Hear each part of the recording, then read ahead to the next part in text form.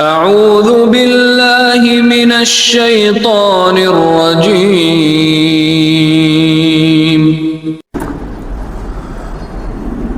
بسم اللہ الرحمن الرحیم. الحمد للہ وکفى وسلام علی عباده الذین اصطفى. اما بعد فقد قال اللہ تبارک وتعالی فی القرآن المجید: اعوذ باللہ من الشیطان الرجیم. بسم اللہ الرحمن الرحیم. لن ینال اللہ لحومها ولا دماؤها ولکن ینالہ التقوی منکم. صدق اللہ العظیم. بزرگان محترم، عزیزان گرامی، عید اور بقرہ عید اللہ تبارک و تعالی کی عطا کردہ مسلمانوں کی دو عیدیں ہیں.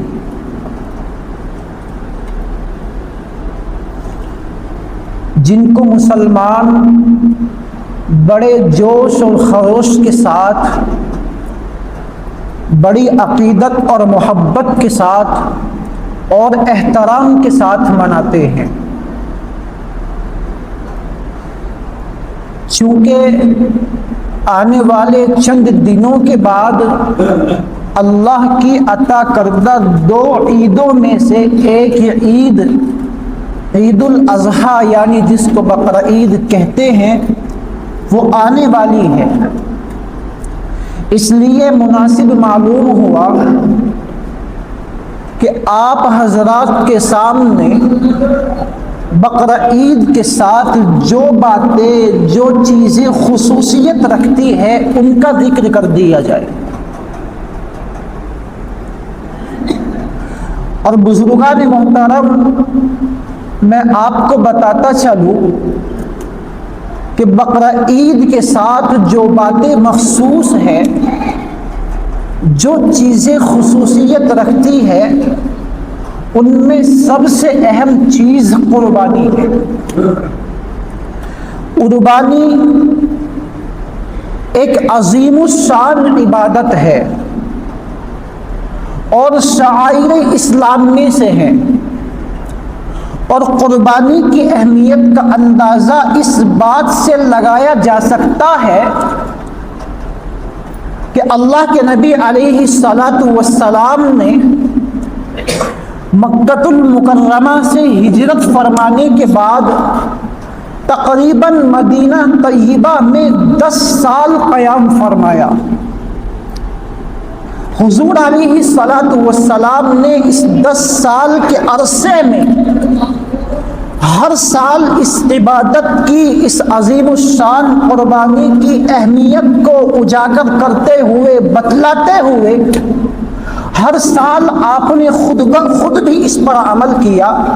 اور مسلمانوں کو بھی اس کی تاکید فرماتے رہے. اس عظیم الشان عبادت کی اہمیت کا اندازہ اس سے معلوم ہو جاتا ہے. لیکن میرے بزرگوں، میرے بھائیوں، اس وقت قربانی کے تعلق سے جس اہم نقطے کی طرف میں آپ کو توجہ دلانا چاہتا ہوں، جو اہم بات قربانی کے تعلق سے آپ کی خدمت میں رکھنا چاہتا ہوں، جو پیغام آپ کو دینا چاہتا ہوں، اور جو چیز خاص طور سے جس چیز کا لحاظ ہر قربانی کرنے والے کے لیے ضروری ہے، وہ یہ ہے کہ قربانی تو کی جائے لیکن صرف اور صرف قربانی اللہ کے لیے خالص ہو. قربانی خالص اللہ پاک کی خوشنودی حاصل کرنے کی نیت سے ہونی چاہیے، نہ کہ لوگوں کو دکھاوا کرنے کے لیے، نہ کہ لوگوں میں اپنا روب جمانے کے لیے، نہ کہ لوگوں میں اپنی مالداری کا ٹھپا جمانے کے لیے، نہ کہ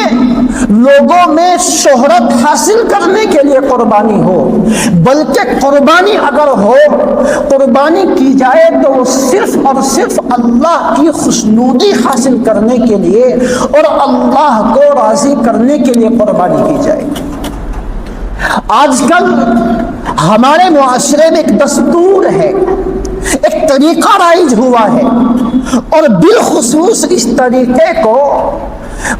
اس معاشرے کے مالدار لوگوں نے زیادہ عام کیا ہے۔ جیسے ہی کوئی قربانی کا مہنگا سا جانور خرید کر کے لاتے ہیں یا بڑا سا جانور خرید کر کے لاتے ہیں، تو جب تک اس قربانی کے جانور کا، اس مہنگی قربانی کا تذکرہ جب تک 10-5 جگہ چوراہوں پر، چوپالوں پر، دکانوں پر، اسی طرح محلے در محلے بیٹھکوں میں اس کا تذکرہ نہیں کر دیا جاتا، جب تلک اس آدمی کے جو انسان اس قربانی کے جانور کو خرید کر کے لایا ہے، اس وقت تک اس کو کھانا ہضم نہیں ہوتا، اس کو صبر نہیں آتا، اس کو سکون نہیں ملتا۔ اور اگر کوئی انسان مہنگے سے جانور میں بڑی سی قربانی میں حصہ لے لے تو اس کو بھی اس وقت تک سکون نہیں آتا، صبر نہیں ملتا، جب تک کہ اس کا تذکرہ 2-4 جگہ نہ کر دے۔ کیوں؟ اس لیے کہ اس کے تذکرے کرنے کے جو پیچھے جو مقصد ہوتا ہے، جو نیت ہوتی ہے، وہ نیت یہ ہوتی ہے کہ لوگوں میں مالدار شمار کیا جاؤں، لوگوں میں میری مالداری کا شور ہو، مجھے شہرت حاصل ہو جائے، اور مجھے دنیا کے اندر لوگوں کے اوپر رعب ہو جائے، دبدبا ہو جائے کہ بھئی دیکھو فلاں آدمی قربانی کر رہا ہے، اتنا مہنگا جانور خرید کر کے لایا ہے، اتنا بڑا جانور خرید کر کے لایا ہے۔ صرف اور صرف اس ذکر کرنے کی نیت اس کے پیچھے یہ ہوتی ہے۔ جبکہ میرے بھائیوں، میں آپ کو بتاتا چلوں، اللہ تبارک و تعالی قربانی کے تعلق سے اس بات کو نہیں دیکھتے کہ کس کی قربانی کتنی مہنگی ہے یا کس کی قربانی کتنی بڑی ہے، نہیں، بلکہ اللہ کے یہاں تو بندوں کے دل کا، جو دل کی زمین ہے، اس کو دیکھا جاتا ہے۔ اللہ کے یہاں تو اس بات کو دیکھا جاتا ہے جو قربانی کر رہا ہے وہ کس جذبے سے کر رہا ہے، کس نیت سے کر رہا ہے۔ اللہ کے یہاں یہ نہیں دیکھا جاتا کہ قربانی کتنی مہنگی کی ہے یا کتنے بڑے جانور میں حصہ لے کر اس نے قربانی کی ہے، بلکہ اللہ تبارک و تعالیٰ کے یہاں تو یہ دیکھا جاتا ہے کہ اس انسان نے قربانی کی ہے تو وہ کس جذبے سے قربانی کی ہے، کس نیت سے قربانی کی ہے۔ اللہ تبارک و تعالیٰ کا ارشاد ہے قرآن کریم کے اندر، اللہ فرماتے ہیں لَن يَنَالَ اللَّهَ لُحُومُهَا وَلَا دِمَاؤُهَا وَلَكِنْ يَنَالُهُ التَّقْوَى مِنْكُمْ۔ اللہ کے نبی اللہ تبارک و تعالیٰ نے قرآن کریم کے اندر بیان فرمایا، لوگوں ہرگز اللہ تبارک و تعالیٰ کو تمہاری قربانی کا گوشت نہیں پہنچتا، تمہاری قربانی کا خون نہیں پہنچتا، ہاں البتہ اتنی بات ضرور ہے کہ اللہ کو تمہارے دلوں کا اخلاص پہنچتا ہے، تمہارے دلوں کا تقوی پہنچتا ہے، تمہاری نیت کا مقصد پہنچتا ہے کہ کس مقصد سے تم نے اس قربانی کو کیا ہے۔ اور میرے بھائیوں، اگر اس کے باوجود کوئی بندہ اس نیت سے قربانی کرتا ہے کہ اس کا شور ہو، اس کو شہرت حاصل ہو جائے، اس کا رعب ہو، لوگوں میں تذکرہ ہو، دبدبا ہو، تو آؤ میں آپ کی خدمت میں رسول اللہ کا فرمان رکھتا چلوں۔ اللہ کی قسم، اللہ کے نبی علیہ السلام نے ایسے لوگوں کا انجام بیان فرمایا ہے کہ جو لوگ اس دنیا کے اندر کوئی نیک عمل کرتے ہیں لیکن وہ لوگوں کو دکھانے کے لیے کرتے ہیں، اللہ کی رضا اس میں شامل حال نہیں ہوتی،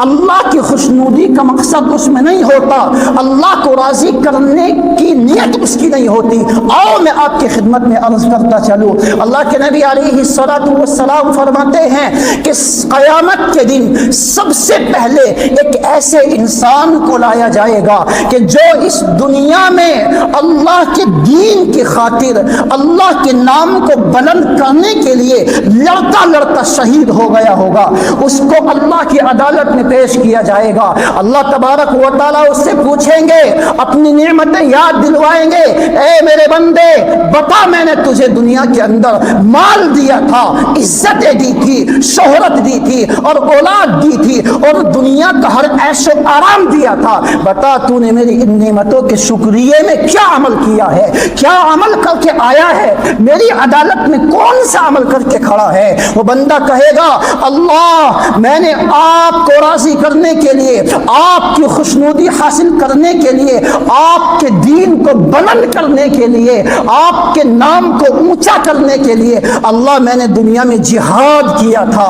قتال کیا تھا، میں آپ کے دین کی خاطر لڑا تھا اور اتنا لڑا تھا، یہاں تک لڑا تھا کہ یہاں تک کہ میں شہید کر دیا گیا تھا۔ اللہ تبارک و تعالیٰ کہیں گے لوگوں سنو خدا کی قسم بہت ہی بھیانک انجام ہے، سنو اللہ کہیں گے ظالم تو جھوٹ کہتا ہے، جھوٹ بولتا ہے، تو نے میری رضا کے لیے جہاد نہیں کیا تھا، تو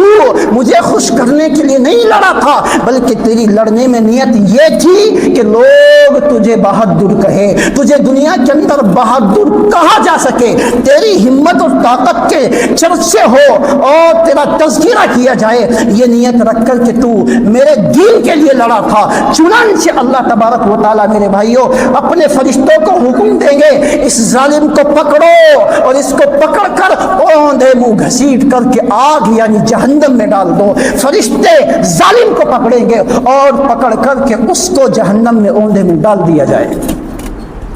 کس بنا پر؟ اس بنا پر کہ جو اس نے جہاد کیا تھا، جو شہید ہو گیا تھا لڑتے لڑتے، وہ اللہ کی رضا کے لیے نہیں لڑا تھا، بلکہ صرف اس کی نیت یہ تھی کہ لوگوں میں اس کی بہادری کے چرچے عام ہو جائیں۔ اسی طرح میرے بھائیوں اسی حدیث کا ٹکڑا ہے، ایک حافظ کو، ایک عالم کو، ایک قاری کو لایا جائے گا، اس سے اللہ پوچھیں گے، اللہ کی عدالت میں کھڑا ہوا ہوگا، اللہ پوچھیں گے میرے بندے بتا میں نے تجھے اپنا دین دیا تھا، اپنے قرآن کا حافظ بنایا تھا، عالم بنایا تھا، قاری بنایا تھا، بتا تو نے ان نعمتوں کے شکریے میں کیا عمل کیا، کیا عمل کر کے آیا ہے؟ اللہ تبارک و تعالیٰ کے اس سوال کے جواب میں وہ آدمی کہے گا، وہ بندہ کہے گا اللہ میں نے آپ کے دین کے علم کو حاصل کیا اور حاصل کرنے کے بعد میں اس کو دنیا کے اندر پھیلایا اور اس کو لوگوں کو تعلیم دی، کبھی ممبروں سے تعلیم دی، کبھی ممبروں سے بیان کر کے لوگوں کو تعلیم دی، کبھی لوگوں کے بچوں کو پڑھایا، کبھی کسی طریقے سے یعنی آپ کے دین کو پھیلاتا رہا۔ اللہ کہیں گے ظالم جھوٹ بولتا ہے، جھوٹ کہتا ہے، یا اللہ کیوں؟ اس لیے کہ تو نے جو دین کا علم حاصل کیا تھا وہ میری رضا کے لیے حاصل نہیں کیا تھا، مجھے خوش کرنے کے لیے حاصل نہیں کیا تھا، بلکہ اس نیت سے کیا تھا کہ لوگ مجھے عالم کہے، مجھے مفتی صاحب کہے، تجھے مولانا بہت بڑا لقب دیا جائے، صرف تو نے اس نیت کو رکھ کر کے یہ دین حاصل کیا تھا۔ اور جو تو قرآن پڑھا کرتا تھا تو قرآن اس نیت سے پڑھا کرتا تھا کہ تجھے لوگ قاری کہے، لہذا فرشتوں کو حکم ہوگا فرشتوں اس ظالم کو بھی پکڑو اور اس کو بھی جہنم میں اوندے منہ گھسیٹ کر کے ڈال دو، لہذا اس کو بھی ڈال دیا جائے گا۔ اسی طرح میرے بھائیوں تیسرے آدمی کو لایا جائے گا، وہ بہت بڑا مالدار ہوگا،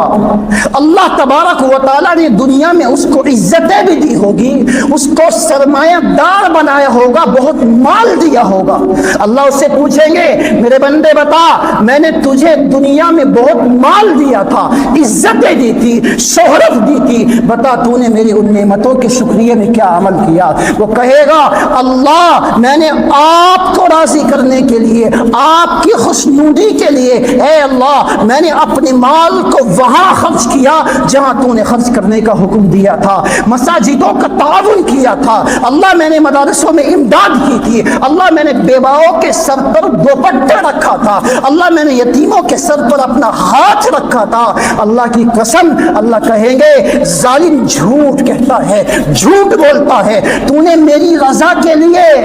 اپنے مال کو کو خرچ نہیں کیا تھا، بلکہ صرف اس نیت سے تو نے اپنے مال کو خرچ کیا تھا، اس لیے مسجدوں کا تعاون کیا تھا، اس لیے مدرسوں میں امداد کی تھی، اس لیے دیواؤں کا سروں پر دوپٹہ رکھا تھا، تاکہ لوگوں میں تیری سخاوت کا چرچا عام ہو جائے، لوگ تجھے مالدار کہے، لہٰذا تیری سخاوت کا چرچا عام ہو چکا، دنیا میں تیری مقصد کا، تیری غرض کا جو مقصد تھا وہ تجھے مل چکا، لہٰذا فرشتوں کو حکم ہوگا، اے فرشتوں اس ظالم کو بھی پکڑو اور جہنم میں اوندے منہ گھسیٹ کر کے اس کو بھی ڈال دو، لہٰذا اس کو بھی ڈال دیا جائے گا۔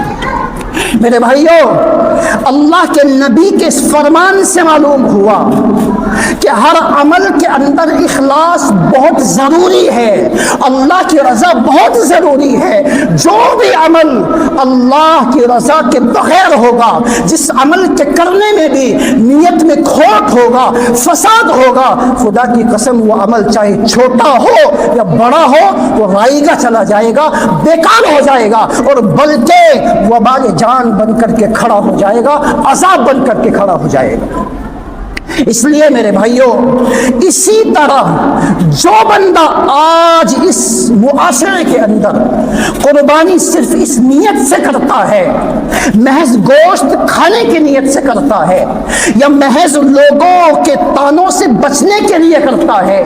کہ اگر میں نے قربانی نہ کی تو لوگ مجھے طعنہ دیں گے، اور دیکھو اتنا بڑا مالدار ہے، اتنا بڑا مالدار ہو کر بھی قربانی نہیں کرتا، لوگ مجھے طعنہ دیں گے، اگر اس نیت سے قربانی کرے گا یا لوگوں کو دکھانے کے لیے قربانی کرے گا، یا بڑا جانور یا مہنگا سا جانور لوگوں کو دکھانے کے لیے خریدے گا، تو میرے بھائیوں اللہ کی قسم کان کھول کر کے سن لو لوگوں، ایسی قربانی اللہ تعالیٰ کے یہاں قابل قبول نہیں ہے۔ اللہ کے یہاں ایسی قربانی کو قبول نہیں کیا جاتا۔ بعض لوگوں کو آپ نے دیکھا ہوگا ناموری کے لیے، دکھانے کے لیے بڑے بڑے مہنگے جانور خریدتے ہیں اور اس کا ذکر کر کے خوب خوش ہوتے ہیں، بہت خوش ہوتے ہیں، اور جب تک اس کا تذکرہ 10 جگہ 5 جگہ 15 20 جگہ چوراہوں پر، دکانوں پر، راستوں میں، بیٹھکوں میں بیٹھ کر نہیں کر دیتے، جب تک سکون نہیں ملتا۔ میرے بھائیوں اللہ کی قسم یاد رکھو، یہ انسان کا محض انسانی دماغ کا دھوکہ ہے۔ جو بندہ اس نیت سے قربانی کر رہا ہے، دکھانے کی نیت سے قربانی کر رہا ہے، یا محض گوشت کھانے کی نیت سے قربانی کر رہا ہے، یا صرف اور صرف لوگوں کے طعن سے، لوگوں کی ملامت سے بچنے کے لیے قربانی کر رہا ہے، تو سنو اللہ تبارک و تعالیٰ کے یہاں سے اس قربانی کے ثواب سے محروم کر دیا جائے گا، اس کا کوئی فائدہ آپ کو حاصل ہونے والا نہیں۔ اس لیے میرے بھائیوں، آپ سے ہم ادب درخواست کرتے ہیں، اپنی ذمہ داری سمجھتے ہوئے میں آپ سے گزارش کرتا ہوں، اللہ کی قسم قربانی بہت بڑا عمل ہے، بہت بڑا عمل ہے، اتنا بڑا عمل ہے کہ کسی کی قبولیت کا اعلان نہیں کیا گیا، لیکن قربانی کا جیسے ہی خون زمین پر گرتا ہے، اللہ کے نبی فرماتے ہیں زمین پر گرنے سے پہلے انسان کی اس عبادت کو قبول کر لیا جاتا ہے۔ تو میرے بھائیوں، اس اتنی اہم عبادت کو، اتنی عظیم عبادت کو محض لوگوں میں چرچا حاصل کرنے کے لیے، لوگوں میں شہرت حاصل کرنے کے لیے، لوگوں میں اپنی مالداری کا روب اور دبدبہ جمانے کے لیے، اس لیے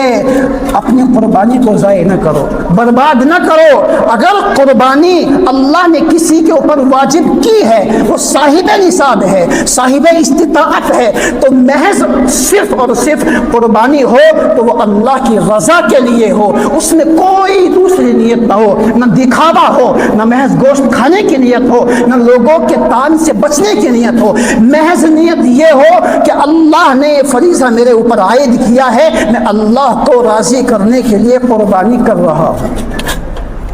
اور میرے بھائیوں، وقت ہو چکا ہے، ورنہ خدا کی قسم میں آپ کو بتاتا چلتا کہ